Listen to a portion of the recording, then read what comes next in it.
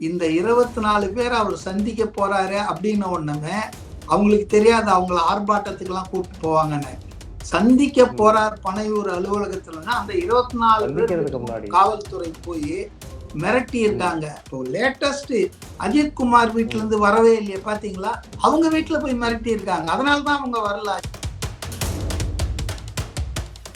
அதாவது முதல் நாள் அவங்களெல்லாம் சந்திக்கும் போது ஆக்சுவலி விஜய் வந்து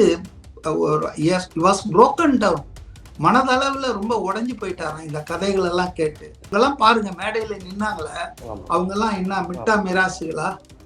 சமூகத்துல அடி நிலையில இருக்கிறவங்க அவங்கள தானே அடிப்பாங்க போலீஸு.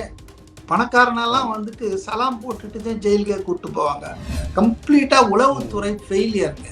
உளவுத்துறை பூரா விஜய் என்ன பண்றான், எடப்பாடி என்ன பண்றான், அன்புமணி என்ன பண்றான், இதை பாக்குறதுக்கே உளவுத்துறைக்கு வேலை இல்லையா? எதிர்கட்சிகளை வேவு பார்ப்பதுதான் உளவுத்துறை வேலையா? போதை மருந்து கடுத்துறவன், சாராயம் விற்கிறவன் அவன்லாம் காலியா இருக்கான். அதனாலதான் கள்ளச்சாராயம் போதை இத கலாச்சாரம் பரவிட்டு இருக்கு. இந்த பக்கம் திருவள்ளுவர், இந்த பக்கம் வைரமுத்து, கவிஞர் வைரமுத்து, நடுவுல மு.க. ஸ்டாலின் எழுதுறாரு. அவருக்கு பேசுறதே எவனாவது எழுதி கொடுக்கறது தட்டு தடு மாதிரி பேசிட்டு இருக்காரு மு.க. ஸ்டாலின். அவர் கெப்பாசிட்டி நமக்கே தெரியும். அவர் எழுதுறத பார்த்துதான் வள்ளுவர் அப்புறம் திருக்குறள் எழுதின மாதிரி படத்தை சித்தரிச்சிருக்காங்க. அவங்களுக்கு வந்து இப்ப எதை தின்றால் பித்தம் தெளியும்ன்ற மாதிரி போயிடுச்சுங்க திமுகவுக்கு. நான் ஒரே ஒரு விஷயம் சொல்றேன். இந்த 3 நிமிஷம் 36 நிமிஷம் ஆர்ப்பாட்டம்லாம் சொல்றாங்களே, இலங்கை தமிழர் போர் உச்சகட்டத்துல நடக்கும்போது அப்போது முதலமைச்சரா இருந்த கருணாநிதி வந்து மனைவி கால்மோட்ல துணைவி தலையாண்ட கனிமொழி பக்கத்துல ஏசி எல்லாம் வச்சுட்டு ஒரு மணி நேரம் பட்டினி போர் நடத்தினார் தெரியுங்களா? காலையில நல்லா ஃபுல்லா டிஃபன் கட்டிட்டு வந்து படுத்துட்டு லஞ்சுக்கு வீட்டுக்கு போயிட்டார். போர் நின்றுச்சுன்னாரு. அப்பதான் உச்சகட்டத்துல தமிழர்கள் கொல்லப்பட்டார்கள். ஆக இன்னைக்கு என்னவோ வரலாறு தெரியாத மாதிரி இவங்க ஏதோ தமிழினத்தை காத்தா மாதிரியும் தமிழுக்க மொழி இனம் மானம்னு எல்லாம் எலெக்ஷன் டயலாக் பேசிட்டு இருக்காங்களா?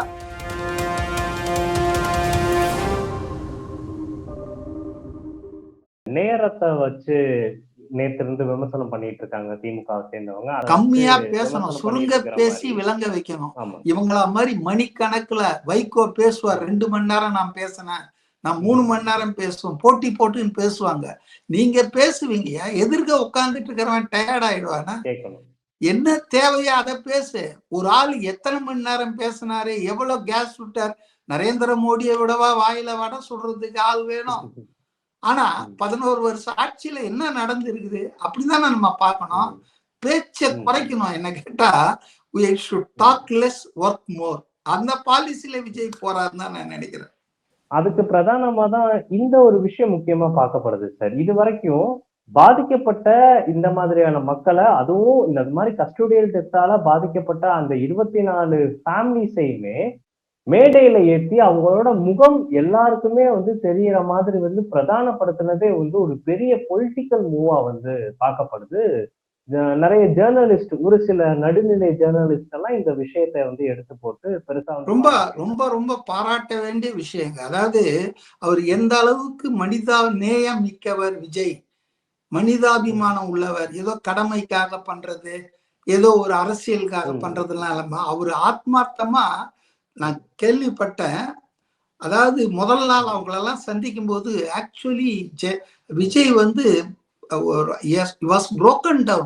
மனதளவுல ரொம்ப உடைஞ்சு போயிட்டாராம் இந்த கதைகள் எல்லாம் கேட்டு. நேத்து ஒரு அம்மா பேசிட்டு பாருங்க, எந்த அரசியல் கட்சி இது வரைக்கும் எங்களுக்கு, அவங்க எல்லாம் பாருங்க மேடையில நின்னாங்களே அவங்க எல்லாம் என்ன மிட்டா மிராசுகளா? சமூகத்துல அடி நிலையில இருக்கிறவங்க அவங்கள தானே அடிப்பாங்க போலீஸு. பணக்காரனெல்லாம் வந்துட்டு சலாம் போட்டுட்டு தான் ஜெயிலுக்கே கூட்டு போவாங்க. வறியவர்கள், ஏழைகள், எளிய மக்கள், அதாவது குரலற்றவர்களை தாங்க போலீஸ் அவங்க வீரத்தெல்லாம் காட்டுவாங்க.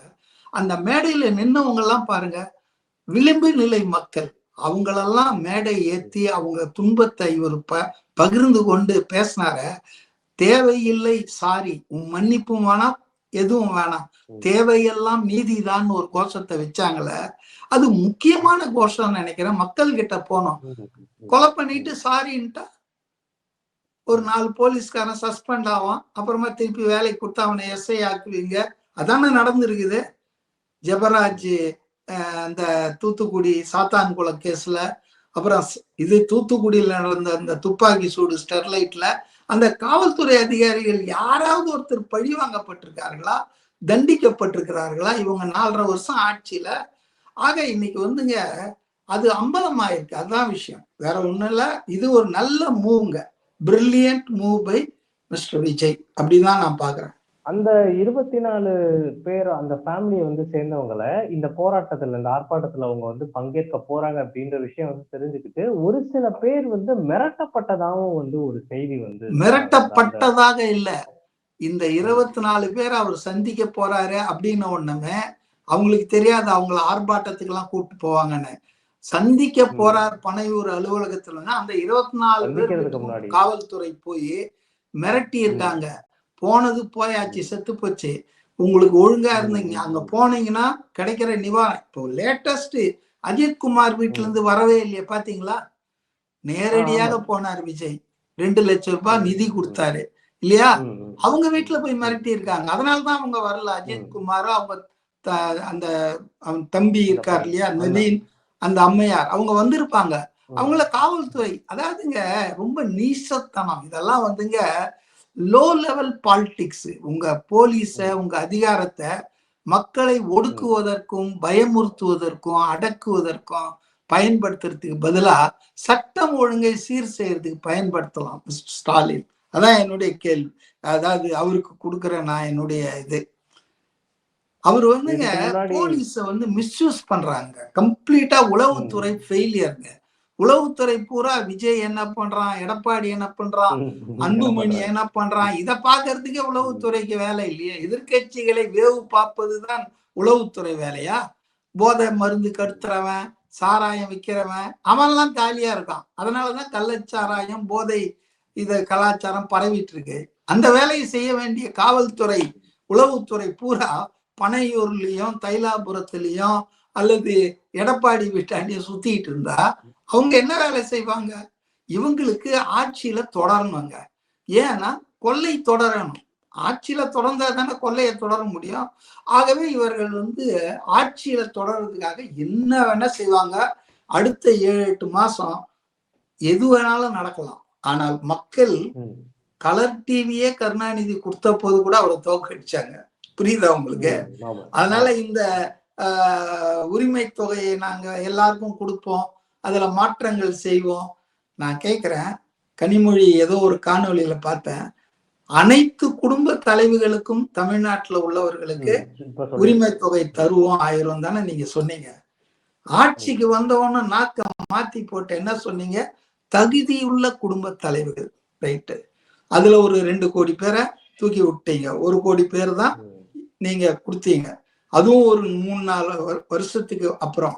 இப்ப 4.5 வருஷம் முடிஞ்சவொன்னா இப்ப என்ன புதுசா ஒரு புருடா விடுறீங்க? இல்ல அந்த தகுதி இதெல்லாம் கொஞ்சம் கொஞ்சம் மாத்துறோம். யார்ப்பா போட்டது அந்த தகுதியை? நீ தானே போட்ட. இப்போ அடுத்த எலெக்ஷன்ல ஓட்ட வாங்குறதுக்காக அவங்க மக்கள் என்ன முட்டாளா? அவங்க எல்லாம் என்ன ஒன்னும் தெரியாதவங்களா? இந்த 1000 ரூபாய் நீங்க கொடுத்துட்டா 2000 ரூபாய் ஓட்டு கொடுத்தா கூட வாங்கி பாக்கெட்ல வச்சுக்கிட்டு ஓட்ட தாவேக்காக போட போறாங்க. அதனால மக்களை வந்து இவ்வளவு மலிவா நினைக்கிற திமுக ஆட்சியாளர் நினைத்தா 75 வருஷ கட்சிக்கு கொஞ்சம் கூட ஜனங்க கிட்ட ஒரு கான்டாக்டே இல்லையே. இதுக்கு முன்னாடி விஜய் வந்து பேசின ஒரு 2-3 விஷயம் திமுகவை ஸ்டார்டிங்லேயே வந்து பாசிசம் பாயாசம் அப்படின்ற ஒரு விஷயம் வந்து பேசியிருந்தாரு. அது ஏதோ ஒரு எதுகை முனையில பேசிட்டாருங்க. அதாவது அது வந்து ஒரு சீரியஸா எடுத்துக்க வேணாம். 2 பேரும் ஒண்ணுதான்டா, ஒரே குட்டையில் ஊறிய மட்டைகள் தான் பாஜகவும் திமுகவும் சொல்றதுக்காக அவன் பாசிசம்னா நீ என்ன பாயாசம், நீயும் பாய்சன் தாண்டா அப்படின்றத சொல்ல வந்தாரு. அது அவருடைய சில பேருக்கு சில இது இருக்குங்க, ஸ்லாங் இருக்கும், சில சொல்லாடல் இருக்கும். அது மாதிரி இப்ப அதை உடனே பாசிசத்தை பாயாசமா ஈக்குவேட் பண்ணிட்டாரு. ஏங்க, வாஜ்பாய வந்து ரொம்ப நல்லவர், right man in the wrong பார்ட்டின்னு சொன்னது யாரு? கருணாநிதி தான், திமுக தான். RSS என்பது நல்ல இயக்கம், அதை பத்தி சிறுபான்மை மக்களிடம் வந்து தவறான பிரச்சாரம் பண்ணியிருக்காங்க. அதெல்லாம் திமுக இளைஞர் அணியை சார்ந்தவர்கள் வீடு வீடா போய் RSS உடைய மாண்பை சொல்லணும், அப்படின்லாம் லெட்டர் எழுதி ஆர்எஸ்எஸ்க்கு இடம் கொடுத்ததே வந்து கருணாநிதி திமுக தான். 1999 நாடாளுமன்ற தேர்தலில் 4 எம்பியை ஜெயிக்க வச்சு பிஜேபி சார்பில் பார்லிமெண்ட்டுக்கு அனுப்பிச்சது வந்துட்டு திமுக தானே. இன்னைக்கு என்னவோ பெருசா என்னவோ அப்படியே நாங்க பாஜக எதிர்ப்புல அப்படியே புடம்போட்ட தங்கங்கள்றாங்க. தமிழ்நாட்டுல பாஜகவோட உறவு வைக்காத ஒரு கட்சியை சொல்லுங்க, காங்கிரஸை தவிர. விசிக அந்த பாஜக கூட்டணியில் இருந்தது இல்லையா?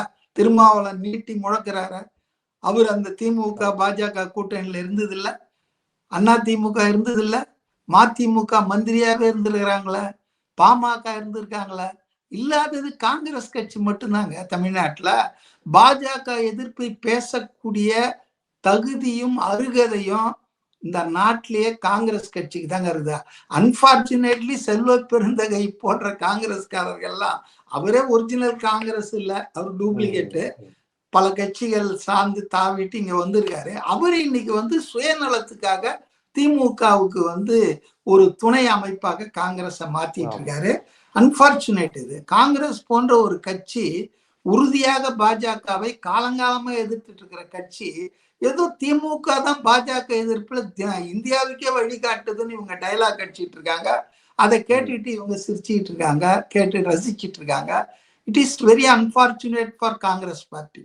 நேத்து வந்து அதே மாதிரி விஜய் அவர்கள் வந்து மேடையில இந்த திராவிட மாடல் அரசுக்கு இன்னொரு ஒரு பேர் கொடுத்தது ரொம்பவே ஒரு ஃபேமஸ் டேக் மாதிரி ஆயிடுச்சு. சாரிமா மாடல் சர்க்கார் அப்படின்ட்டு ஒரு பேர் வந்து வச்சுட்டாரு.